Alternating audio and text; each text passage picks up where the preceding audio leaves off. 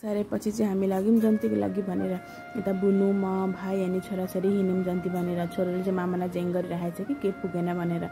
अनि बेहुला घरमा आइपुग्दाखेरि चाहिँ बेहुला रेडी हुँदै रहेछन्। बेहुलाको दिदीले चाहिँ मेकअप गरिदिनु हुँदै थियो अनि यता भाइले पनि रेडी पार्दै थियो कि बेहुलालाई यताउति। अनि पण्डितजीले पनि आफ्नो काम गरिराख्नु भएको थियो अब। अनि बेहुला चाहिँ खुसीको सिमाना छैन हेर्नु न बेहुली भेट्छु भनेर होला फुरुक्कै परेछन्। अनि त गाडी साडी पूजा गरेर पुजेर अनि हामी चाहिँ लाग्यौँ जन्ती भनेर। जन्ती चाहिँ केटीको घर चाहिँ हो फिलाबारी रङपुर अरे कि जग्गाको नाम मगर थाहा भयो। अनि यो चाहिँ सायद फिलाबारी टाउन हो कि मलाई त्यसरी थाहा भएन किनकि म फर्स्ट टाइम गएको कि त्यसैले। अनि सोध्ने मान्छे पनि कोही थिएनन्, हामी सबै नयाँ नयाँ गएका। अनि बेहुली घरमा पुगिसकेर गाडी चाहिँ अलिकति अगाडि पार्क गरिन् कि त्यहाँ बिहेमा भिडाभिड हुन्छ भनेर अलिकति पार्क गरेर हामी हिँड्दै आयौँ। अनि यता बेहुलालाई पर्सिने बेला भइसक्यो। बेहुलालाई पर्सेर ओरेर अनि हामी चाहिँ भित्र लाग्यौँ।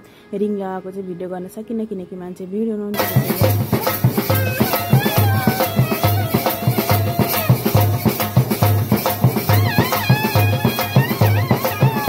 यता पञ्चे बाजाको साउन्ड चाहिँ कसलाई मनपर्छ कमेन्ट गरेर भन्नु होला। मलाई चाहिँ साह्रै राम्रो लाग्छ कि पञ्चे बाजाको साउन्ड नौमती बाजा सबै राम्रै लाग्छ।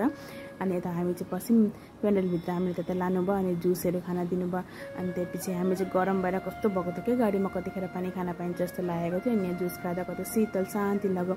अनि त्यसको पछि हामीलाई प्याकेट लन्चहरू दिनुभयो। अनि यता चाहिँ आयो गोडा धुने नेपाली बेहुला बेहुली गोडा धुँदैछन्। अनि हामी चाहिँ घुर्न लाग्यौँ खानासाना खाएर किनकि मेरो सानीमा घर पनि त्यही फिलाबारी छेउमै रहेछ। अनि त्यहाँ आएको मौकामा सानीमा घर बसौँ भनेर हामी चाहिँ सानीमाको छोरी घरमा गयौँ। अनि त्यहाँ चाहिँ सबै बाहिर बसेर कुरा गरिराख्नु भएको रहेछ। नेपालबाट पाहुना आउनुभएको रहेछ कि त्यसैले सबै कुरा गरेर बस्नुभएको थियो। अनि चाहिँ सानीमाकी छोरी हो। अनि त चाहिँ आमाजु दिदी जेठानी दिदी सब हुनुहुँदो रहेछ। अनि चाहिँ छोराछोरी हेर्नु न कति शरम गरेर हामीसँग चाहिँ बोल्न पनि ज्वाइँ चाहिँ दोकानमा हुँदो रहेछ। निस्किने बेलामा ज्वाइँसँग यसो गफसफ गरेर अनि हामी चाहिँ निस्क्यौँ घरतिर भनेर किनकि साँझ पनि पर्न आँटेको थियो त्यसैले। अनि फिलाबारीमा त बगान नआउने कुरै होइन, जहीँ त्यहीँ बगान देखेर पनि कति राम्रो लाग्यो। अनि छोरी चाहिँ निदाकी थिए त सानीमालाई चाहिँ हातले समातिरहेको छ कि।